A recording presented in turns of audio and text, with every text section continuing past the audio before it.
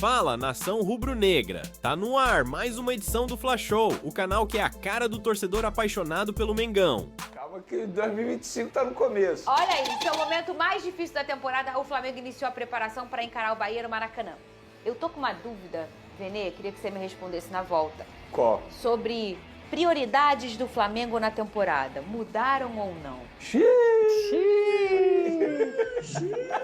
O elenco do Flamengo se reapresentou em meio ao momento mais turbulento dessa temporada. Já são 2 partidas sem vencer em jogos que custaram a liderança do Campeonato Brasileiro e também deixaram a vida do rubro-negro na Libertadores complicada. O próximo desafio será contra o Bahia no Maracanã neste sábado pelo Brasileirão. Mesmo com uma partida que deixou a desejar no empate contra o Central Córdoba, a tendência é que o técnico Felipe Luiz não faça muitas mudanças na equipe e vá mais uma vez com força máxima. Para enfrentar um momento complicado, o time terá seu 12º jogador presente. Mais de 44 mil ingressos já tinham sido vendidos na última parcial e a expectativa é de Maracanã lotado. A diretoria atendeu os pedidos e abaixou o preço dos ingressos, que tem meia entrada por R$ 30 no setor sul. O momento é difícil, mas o time e a torcida esperam jogar juntos para o rubro-negro tentar voltar à liderança do brasileiro. E já tem informações aí, Pedrosa, trazendo essa chegada aí do Fernando Diniz para o Vasco da Gama. Vene Casagrande. Tá em crise, chama o Senna. É isso. Nunca venceu o Flamengo como treinador. Isso precisa ser dito. Mas será que tabus estão aí para serem quebrados? Vai se acalmar, Fernanda. Vene, fala para mim, antes de falar desse confronto, em relação ao planejamento do Flamengo na temporada. Alguma coisa mudou? Você trouxe aqui que, obviamente, o foco total do Flamengo é o Brasileirão. Paralelamente, a gente analisou várias vezes em que escolhas do Flamengo eram sempre poupar e acabavam sendo na Libertadores. Isso vai mudar? Como está sendo o planejamento do Flamengo? Alguma coisa foi conversada? Conta pra gente, Benito. Antes, só uma atualização do bom VT do Daniel. Mais de 53 mil ingressos já foram vendidos para o jogo de sábado, ou seja, o amanhã. Então, promessa de casa cheia no Maracanã, mais um jogo. E, de fato, a diretoria errou em aumentar o valor dos ingressos e agora acertou em diminuir. E a gente vê aí qual é o resultado, a torcida voltando a comparecer. Em cima do seu questionamento, ontem eu estava conversando com uma pessoa do Flamengo e essa pessoa me explicou o seguinte: Vene, a gente esperava chegar nesse momento da temporada podendo ter a oportunidade de gerenciar melhor a minutagem dos jogadores. Ou seja, com outras palavras, poupar vários jogadores em determinados jogos. Só que o começo ruim na fase de grupos da Libertadores e o placar magro no jogo de ida da Copa do Brasil fez com que eles mudassem esse planejamento. E faz sentido, porque assim, eu fiz aqui a listagem dos próximos jogos do Flamengo. Flamengo e Bahia, Brasileirão. Flamengo e LDU, jogo importantíssimo pela Libertadores. Flamengo e Botafogo, Brasileirão, jogo importante também. Flamengo e Botafogo da Paraíba. Flamengo, Copa do Brasil. 1-0 só. Ou seja, teoricamente não pode botar o time inteiro reserva, porque precisa fazer um resultado dentro do Maracanã. E depois, Palmeiras e Flamengo, lá em São Paulo. E para finalizar essa sequência terrível para o Flamengo, Flamengo e Deportivo Táchira no Maracanã. Então, quando eles imaginavam que poderiam estar poupando alguns jogadores na reta final da fase de grupos da Libertadores, eles não vão poder fazer isso. Pelo contrário, eles vão ter que botar o que eles têm de melhor. Então mudou totalmente o planejamento do Flamengo. E não vai poupar em lugar nenhum aí, velho? Vai ter que poupar, só que em determinado momento você vai ter que forçar um jogador ou outro. Por exemplo, um Arrascaeta, um De La Cruz. Então, te respondendo, a prioridade continua sendo o Campeonato Brasileiro. Isso não vai mudar. Vai ser a prioridade do Campeonato Brasileiro até a reta final da temporada. Mas, se em alguns jogos eles poderiam estar poupando alguns atletas, agora eles não vão poder. Ô, Lucas Pedrosa, e aí eu acho que o futebol brasileiro, com esse calendário, com o aumento de intensidade do que a gente tem entendido de futebol aqui no futebol brasileiro na última década, a gente tá mudando o nosso perfil de jogar, é natural, o futebol, ele muda a cada década, tá? Se a gente for olhar o futebol de 10 anos, de 20 anos, tudo muda, as coisas vão mudando mesmo. Tá todo mundo evoluindo e entendendo, né? E talvez ali em algum momento o Flamengo entendeu que vou poupar uma peça, 2, 3 peças, que foi o caso do Central Córdoba aqui no Maracanã. E não tá mais tão simples assim. Vai ter que começar se entendendo durante a temporada. Cara, como é que a gente vai fazer? E agora talvez esticar um pouquinho a corda no momento que o Flamengo talvez não esperava esticar, em pleno maio ainda. Olha essa sequência importante, jogos decisivos dentro do Brasileirão, dentro da Libertadores e dentro da Copa do Brasil. Todo mundo vai oscilar em algum momento, Fernanda. É fato, não vai ter um time de ponta a ponta na temporada conseguindo ser hegemônico, podemos dizer assim. O Flamengo é um grande exemplo disso. Como eu já falei aqui, existe algum elenco melhor do que o Flamengo hoje no Brasil e talvez na América do Sul? Eu tenho certeza que não. Mas mesmo você tendo um elenco recheado de grandes jogadores, mexer 3 peças, 4 peças, desconfigura um pouco do que é aquela equipe. Então, assim, além do calendário ser pesado, a gente só vai conseguir resolver esse problema, repito, quando no ano que vem, nos próximos anos, o calendário do estadual for reduzido. Porque aí você vai ter menos datas, você vai ter menos jogos, mais tempo para se preparar e um calendário mais tranquilo. Nessa temporada, Fernanda, olha, eu tô curioso, eu vou dizer essa palavra, Eu também. tá? Curioso para saber como é que vai ser o pós-mundial. Porque o Flamengo vai ter uma oportunidade, assim como o Botafogo e o Fluminense também, de se apresentar para o mundo inteiro. Vai ter que jogar sério, porque senão vai ser saco de pancada, a verdade é essa. Botafogo pega PSG e Atlético de Madrid. Flamengo pega o Chelsea. O Fluminense, se eu não me engano, é o Borussia, que é o mais forte do grupo do Fluminense. Então assim, cara, tudo bem que eles vão estar em final de temporada, mas a intensidade do futebol de lá é completamente do daqui. E se os times brasileiros estão sofrendo numa Libertadores e numa Copa Sul-Americana contra Carabobo, contra a Central Córdoba, imagina só quando pegar esses times. Então assim, eu tô preocupado, cara. Eu tô preocupado e isso é o reflexo do calendário do futebol brasileiro. Ô, Vene Casagrande, essa preocupação a gente fala desde o início do ano aqui, quando no ano passado a gente já viu um Botafogo sofrer pelas datas do Mundial com o Brasileirão e a Libertadores. Foi uma sequência desumana para o Botafogo. Ele teve uma quilometragem altíssima na última semana, com 3 finais internacionais. 4 finais. Palmeiras, Internacional, ou a Libertadores e depois o São Paulo. No mesmo momento que eles saem de campo, eu estava lá, ninguém me contou. Eles entram num avião, nem comemoram um título para ir para o outro lado do mundo para jogar um Mundial. E acaba o que acontece? Passa vergonha, porque não aguenta, o corpo não aguenta, a viagem é cansativa, o ônibus não eram lá os melhores e tal. Isso, a gente tá falando de uma temporada que acabou nem na metade de dezembro. A gente tá falando de uma temporada que vai acabar 21 de dezembro e começou 10 de janeiro. Ela começou antes e vai terminar depois. Gente, a gente tá falando no mês de maio, em que a gente já vê um monte de lesão, um monte de gente passando cansaço. A gente vê alguns jogos realmente que eles vibram baixo porque já não aguenta mais e a gente não tá na metade do ano, Vene Casagrande. Inclusive, isso foi um problema do Flamengo nos 2 últimos jogos, a parte física. Eu senti um Flamengo muito mais fraco fisicamente falando. Mas falando do Flamengo, o Flamengo que se meteu nessa situação no mês de maio. Você acha, Porque se Vene? o Flamengo não tivesse passado vexames, não tivesse feito o que fez no início da fase de grupos da Libertadores, nada disso estaria acontecendo. Pelo contrário, eles teriam a oportunidade de priorizar certas competições de certos jogos. Então o Flamengo que jogou muito mal contra o Deportivo Táchira, o Flamengo que jogou muito mal contra o Central Córdoba no Maracanã, o Flamengo que jogou muito mal contra o Central Córdoba na Argentina, muito por salto alto também. Então o Flamengo se colocou nessa posição. Poderia estar numa posição muito mais confortável.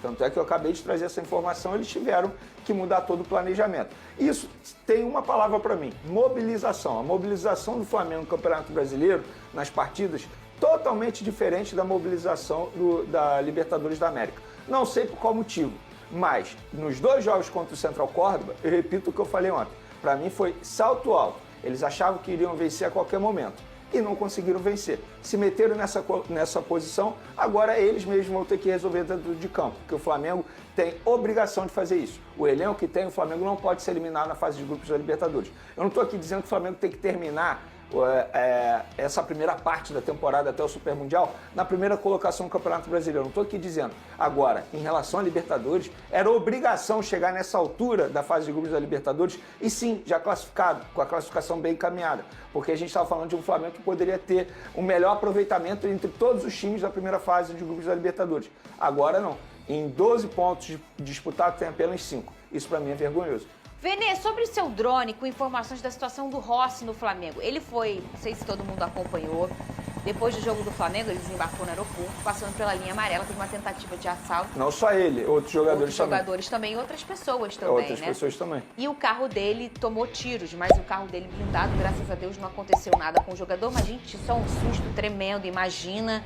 é um susto tremendo. Essas imagens aí do carro do Rossi, olha aí com marca de bala, né? E aí era blindado, nada aconteceu com o jogador. Isso é um susto. O Rossi não é brasileiro, não que se ele fosse brasileiro tá tudo bem, ele tá acostumado, não é, mas já não tá no país, na cultura de origem dele, tem a família dele. Isso vai mudar alguma coisa na vontade dele de continuar no Flamengo? Você tem essa informação, Vene Casagrande? Tenho sim, Fernandinho. E assim, antes de mais nada, não seria nenhum absurdo se ele no dia seguinte virasse para a diretoria do Flamengo e falasse: olha, eu não tenho mais cabeça para continuar aqui, sim, porque isso é um trauma. Eu falo assim, eu tenho um trauma pessoal. Por exemplo, eu não ando numa linha de ônibus em Niterói porque eu fui assaltado aos 14 anos. Eu morro de medo dessa linha de ônibus. Se tiver que pegar esse ônibus, eu prefiro ir a pé, de bicicleta, faço qualquer outra coisa. Então seria totalmente compreensível se o Rossi ou a família dele virasse e falasse: eu não quero mais ficar no Rio de Janeiro. Gente, pra gente pode parecer normal, infelizmente. Agora, o cara levar 4 tiros no carro dele, isso é um absurdo. Imagina se ele tivesse com um filhinho dele pequeno, que não sei quantos anos tem, mas é apenas uma criança. Então eu fiz esse questionamento para a diretoria do Flamengo. E aí, qual é a postura do Rossi? O Rossi, pelo contrário, está tranquilo, falou que quer continuar no Flamengo, e essa pessoa do Flamengo ainda falou o seguinte: Vene, a gente está conversando sobre uma renovação de contrato. Então você pode garantir lá no SBT, para o seu público, no seu canal, no YouTube. Não, o Rossi não vai pedir para sair e a gente está conversando sobre uma renovação de contrato para dar uma valorização salarial a esse goleiro. Então é uma boa notícia, porque o Rossi tem sido o principal jogador do Flamengo, pelo menos nos 2 últimos jogos. E aí eu vou começar com o Mauro agora. Mauro, qual é o maior problema do Flamengo, na sua visão? São vários problemas, né? Um deles é essa falta de mobilização para os jogos, como aconteceu de novo nessa partida, né? É uma questão que acontece há muito tempo. O torcedor do Flamengo nunca vai querer admitir em sua maioria, mas era feliz com o Paulo Souza e não sabia. O Flamengo venceu todos os jogos na fase de grupos da Libertadores que conquistou com o Paulo Souza técnico, exceto um em Córdoba contra o Talheres, que foi empate. O gol do Talheres foi em completo impedimento, mas não tinha VAR da fase de grupos daquele ano. Tivesse, provavelmente, o gol seria anulado, o Flamengo deveria vencer aquele jogo. Depois, com o Dorival, venceu os outros jogos e foi campeão, ganhando todas as partidas. Então o time não se mobiliza muitas vezes. É uma questão física que é apontada como razão pela qual o time cai muito de rendimento. É um negócio muito mal explicado. O Arrascaeta, ontem eu apurei que foi o jogo que ele mais correu na temporada, e tem muita gente que, até dentro do clube, que acredita que ele perdeu aquele gol no começo do jogo, logo depois de abrir o placar, porque chegou sem perna na jogada, mas ao mesmo tempo foi o jogo que ele mais correu. Eu tenho dúvida se ele chegou sem perna ou se ele foi, digamos assim, caprichoso ao extremo, para dizer o mínimo, tentando uma bolinha colocada quando era um lance para definir, chutando com a meia altura ali, com força, com intensidade bastante para colocar a bola no gol, como no gol que ele marcou, né? A questão do técnico muito jovem ainda, vivendo novas experiências e um pouco soberbo em alguns momentos, a ponto de uma coletiva depois de uma vitória dizer para que não ouça os analistas do YouTube, coisa do gênero, né? Eu acho até que ele não quis generalizar, mas de certa forma acabou fazendo isso. Como assim não ouço? Aí tem a frase que para mim diz tudo: eu sei o que eu estou fazendo. Se ele sabe o que está fazendo, imagina se não soubesse, né? Então tem várias questões ali. Um elenco montado por uma outra gestão, e agora tem uma gestão nova que pensa futebol de outra forma, enfim. Mas eu acho que são questões que são perfeitamente contornáveis, desde que as pessoas que estão no comando tenham capacidade para isso, né? E além de discursar, de falar, de criticar, saibam trabalhar. Eu estou falando do presidente do clube, que contratou um profissional. Esse profissional está lá, cabe a ele resolver, e ao presidente ser atento e capaz de cobrar, já que quando fazia parte da gestão anterior, mas era crítico do departamento de futebol, inúmeras vezes ele se manifestou contra algumas atitudes que eram tomadas, e tinha até razão muitas vezes. Agora é hora dele resolver. Mas eu acho que isso é questão de postura de um elenco num clube muito... que paparica demais aos jogadores, onde a cobrança às vezes não é na medida que deveria ser, tanto que isso já aconteceu com todos os outros técnicos. Com o Tite ano passado também foi assim. Então não é só o Felipe Luiz, ele tem a sua parcela de responsabilidade, mas com o Tite, que é muito experiente, foi assim também, né? Aí o outro argumento que apresenta diz que o time envelheceu. Não é verdade. O elenco do Flamengo, se você pegar, tirando o Danilo e o Alexandre, né, agora recentemente contratados, o Flamengo contratou vários jogadores, todos na faixa dos 25, 26 anos, 24 anos. Nas últimas 2, 3 temporadas foi assim, né? E se foi esse o argumento, o time do Flamengo que foi até Santiago del Esteiro fazer esse papelão, ele tinha uma média de idade de 28 anos e meio aproximadamente. A Inter de Milão tinha uma média de idade de 30 anos.